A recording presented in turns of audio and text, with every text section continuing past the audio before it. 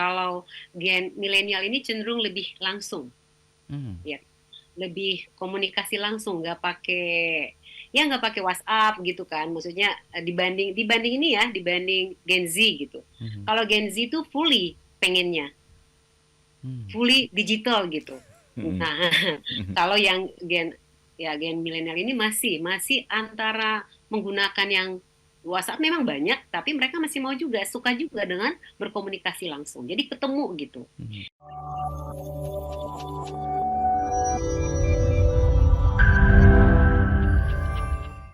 Nah, sebetulnya kalau kita bicara konflik karena perbedaan karakteristik, perbedaan kebutuhan, apa dan bagaimana konflik itu akan terjadi antara milenial dan Gen Z ini, Bu Mondang? Iya, iya. Jadi biasanya konflik ini akan terjadi dalam beberapa aspek ya. Mhm. Yang pertama itu cara berkomunikasi mereka. Nah, kalau gen milenial ini cenderung lebih langsung, Hmm. ya, lebih komunikasi langsung, nggak pakai WhatsApp gitu kan. Maksudnya dibanding dibanding ini ya, dibanding Gen Z gitu. Mhm. Kalau Gen Z itu pengennya Hmm. fully digital gitu. Mhm. Nah, Mhm. kalau yang gen milenial ini masih antara menggunakan yang WhatsApp memang banyak, tapi mereka masih mau juga suka juga dengan berkomunikasi langsung. Jadi ketemu gitu. Mhm. Nah, ini seringkali dong kalau misalnya si Gen Z-nya diharapkan untuk datang gitu. Nah, Gen Z itu bisa bisa jadi lebih pengen work from home gitu ya. Hmm. Nah, si gen milenial ini berharap jangan dong kalau bisa datang, misalnya kayak gitu tuh. Itu Mhm. konflik kan. Nah, terus juga gini, dengan terjepitnya tadi nih si gen Milenial. milenial ini, iya, dia gen milenial ini sebagai bos berharap dong supaya si ini gen Z ini mencoba mengurangi standar kenyamanannya gitu. Ya kan? Jadi mencoba untuk menyesuaikan diri deh. Coba lagi lah. Enggak dikit-dikit healing, enggak dikit-dikit healing gitu. Nah, ini kan perlu nih, ini buat kita semua loh gitu. Mhm. Nah, terus bahkan sampai ada Gen Z yang bilang begini, wah, itu gen milenial itu bos gue tuh ya katanya. Itu Mhm. tuh sebenarnya cuma di mulut doang dia bilang work life balance gitu. Maunya dia ke kita juga begitu dong gitu. Ini dia malah enggak. Nanti bos bilang apa, bos yang atas. Mereka selalu bilang kaum kolot gitu kan. Mhm. Yang bos-bos paling atas tuh kaum kolot.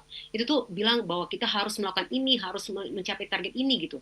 Nah, kalau memang si gen milenial ini, bos milenial ini paham bahwa kita harus seimbang gitu ya, Mhm. work and life gitu. Kenapa dia sendiri menekan kita harus kerja ke kantor? Misalnya Mhm. seperti itu. Terus jadi si gen milenial ini berharap mereka lebih mau dong kurangi dong standar kenyamananmu gitu supaya kamu nggak dikit-dikit stres gitu kan. Nah terus kalau bisa kamu lebih kolaborasi lah gitu dengan Mhm. kami supaya ini tercapai nih, ini banyak target nih misalnya gitu. Mhm. Jadi si milenial ini merasa dia jadi stres sendiri. Lalu merasa ini gen Z ini nih sebenarnya stresnya apa sih gitu kan. Yang Mhm. paling stres itu saya loh gitu. Jadi merasa paling stres di antara mereka dua generasi itu. Heeh. Padahal sebenarnya menurut penelitian ya untuk yang generasi yang paling stres itu memang Gen Z ya kan. Tapi di Oke. lingkungan kerja sama generasi milenial juga stres Keras kok. juga. Nah, terus satu lagi menurut saya sih agak penting juga ya. Nah ini saya lakukan survei nih di kantor saya, survei kecil-kecilan lah. Mhm. Mhm. Interview nih langsung mereka saya pertemukan, saya pengen mereka berani gak sih gitu kan umpan umpan balik yang langsung gitu. Nah kalau Gen Z seneng banget langsung gitu kan, malah dia bilang bu lain kali kita terusin yang kayak gini deh bu ya, ada umpan kayak gini, ada feedback kayak gini ya bu gitu. Mhm. Nah kalau yang milenial itu masih gitu, jadi nggak Mhm. nggak terlihat senang dengan itu gitu ya. Lalu si Gen Z ini juga sedikit komplain, kami agak kesulitan juga sih bu gitu. Ya dia bilang nih langsung nih ke bosnya nih, Mbak akan meminta kami cariin dong desainnya untuk ini gitu. Mhm. Kami cari nih, terus kami kasih. Mbak bilang kok kayaknya kurang oke deh gitu. Mhm. Padahal menurut kami udah oke banget nih gitu. Mhm. Jadi menurut Mbak itu belum. Lalu Mbak cari dan kami pikir, ih kok jadi gitu ya, kok jadi agak aneh ya gitu. Mhm. Artinya minatnya itu memang berbeda. Nah, ketika si milenial generasi Z ini sulit berkomunikasi dengan si ini bos milenial ini, bayangin aja dia merasa sebenarnya kan kesal juga kan, udah kita disuruh ngerjakan, ketika diberikan dia bilang nggak cocok, Mhm. lalu dia kasih yang dia buat juga nggak oke gitu, Mhm. tapi karena hubungan gak baik, dia nggak bisa ngomong gitu. Inilah menjadi salah satu bibit-bibit stres. Oh. Karena terjadi ketegangan dalam relasi mereka. Mhm. Mhm. Yang Oke. Gen Z dan si Gen milenial ini merasa saling ya saling curiga lah, merasa diri paling bener lah, Mhm. lalu merasa yang lain nggak berkontribusi lah gitu kan. Mhm. Terus Mhm. merasa kok nggak ini sih, kok nggak berkolaborasi sih dengan saya gitu. Mhm. Terus yang si ini Gen Z merasa kok nggak paham sih, kok nggak empati banget sih gitu. Nah, Oke. yang seperti itu deh. Oke, Bu Mondang, artinya komunikasi menjadi sangat penting antara kedua belah pihak, kedua beda generasi ini ya Bu Mondang ya, kalau melihat tadi yang dicontohkan ketika interview bareng. Nah, bagaimana jika mungkin itu terjadi, apakah itu terjadi hanya pada saat tahap-tahap awal mereka berkenalan menjadi satu tim? Kalau misalkan sudah saling kenal beberapa tahun, apakah kemungkinan hal-hal itu bisa diminimalisir gitu ya, bisa dihilangkan karena mereka sudah saling kenal satu sama lain atau seperti apa, Bu? Baik. Jadi gini Mas Yudi, eh, itu semua kan tergantung di prosesnya itu seperti apa nantinya. Mhm. Mhm.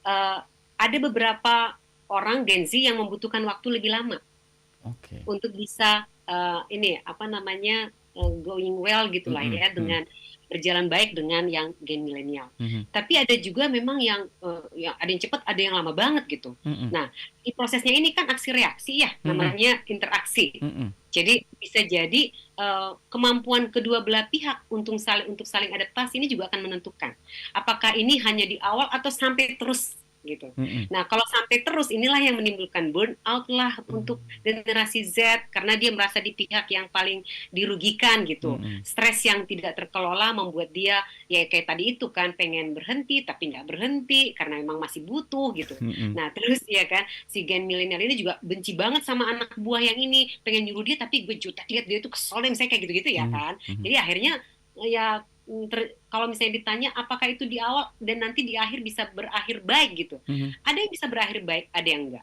Nah, disinilah nanti peran dari perusahaan kalau menurut Oke. saya sih. Dari generasi milenial yang sebaiknya juga ada pada kita gitu. Jadi Mhm. mereka mencoba mengadop gitu Mhm. apa yang bisa nilai-nilai yang baik dari generasi milenial terhadap Gen Z dan sebaliknya gitu. Nah, Oke. contohnya deh, sebenarnya kan apa yang dialami Gen Z sekarang nih, yang nyaman, yang menyenangkan semua, itu sebenarnya produk siapa sih? Produk generasi sebelumnya kan? Generasi milenial, which is Ya, ya, nah, which is ya, tapi sebelumnya semuanya deh, generasi milenial, X, X baby baby boomers, boomers. kan, X mana.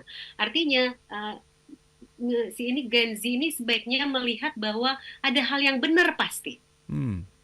dalam pengalaman mereka yang membuat mereka berhasil nih memberikan ini buat kita, ya kan gitu. Mhm. Mhm. Dan mereka sudah lebih oke lah, pengalaman itu memang benar. Itu biasanya kan orang tua suka bilang, "Mama lebih pengalaman." Itu memang benar sih.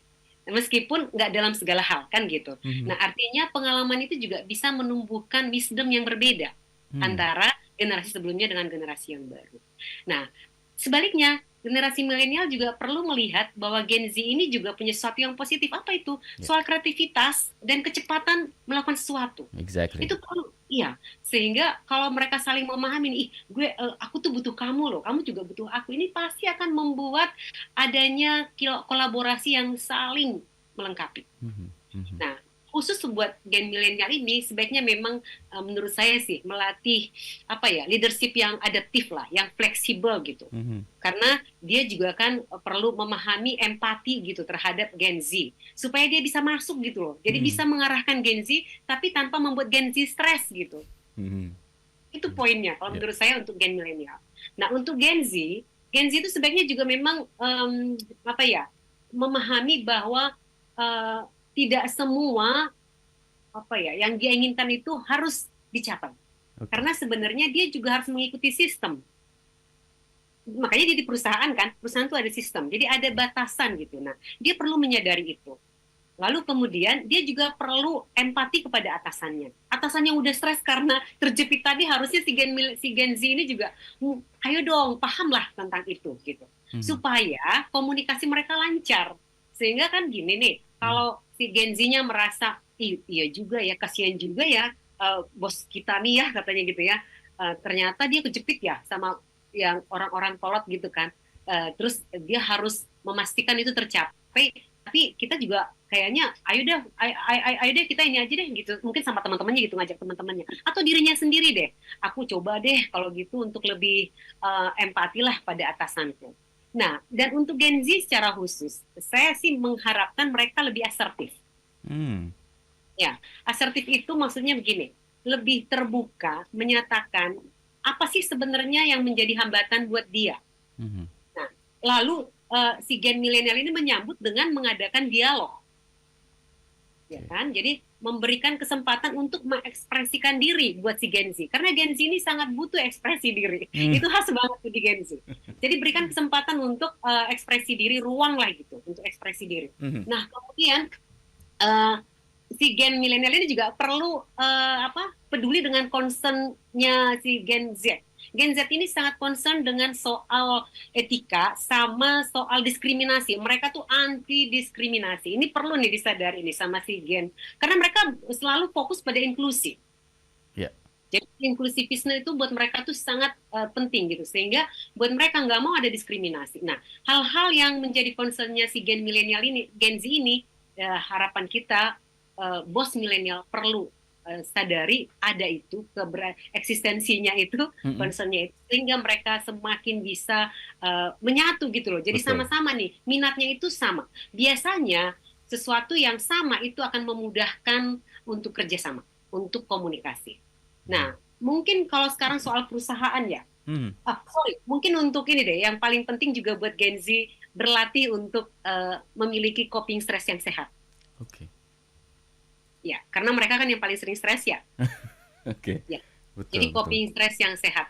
Yang pertama sadari dulu bahwa aku lagi stres nih gitu. Nah, Mhm. menyadari lagi stres berarti dia perlu menilai sumber stresnya, ya kan? Nah, kemudian meneliti mana coping stres yang cocok saya lakukan.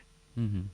Nah, kalau untuk perusahaan yang paling penting sebenarnya perusahaan itu menjadi fasilitator. Mhm mhm. Fasilitator yang memungkinkan adanya relasi yang kolaboratif nih. Jadi mengembangkan budaya kolaboratif di perusahaan yang terdiri dari bos milenial dan Gen Z ini. Mmm. Nah, perusahaan wajib itu. Lalu yang kedua, perusahaan juga menurut saya perlu memberikan kesempatan memahami karakteristik ini pada intergenerasi yang ada dalam perusahaannya. Sehingga ini menjadi informasi yang sangat membantu kan, sangat powerful gitu Mhm. buat masing-masing generasi. Dan yang terakhir, perusahaan ini perlu banget nih Mhm. melakukan memberikan kesempatan untuk semua karyawannya untuk menerima layanan konseling psikologi gitu Betul. melalui ada yang disebut EAP. Saya menjadi konselor EAP sudah 30 tahun lah ya, Mhm. Employee Assistance Program. Nah, Employee Assistance Program ini adalah program yang disediakan perusahaan untuk membantu karyawan Mhm. yang mengalami stres atau masalah-masalah kejiwaan yang berpengaruh pada produktivitas kerjanya. Nah, Oh. kalau ada EAP ini, biasanya ini akan memfasilitasi karyawan untuk bisa mengatasi stresnya dan akhirnya produktivitasnya juga bisa lebih diharapkan maksimum. Mmm. Itu yang dari perusahaan. Menurut saya itu sih, Mas ya.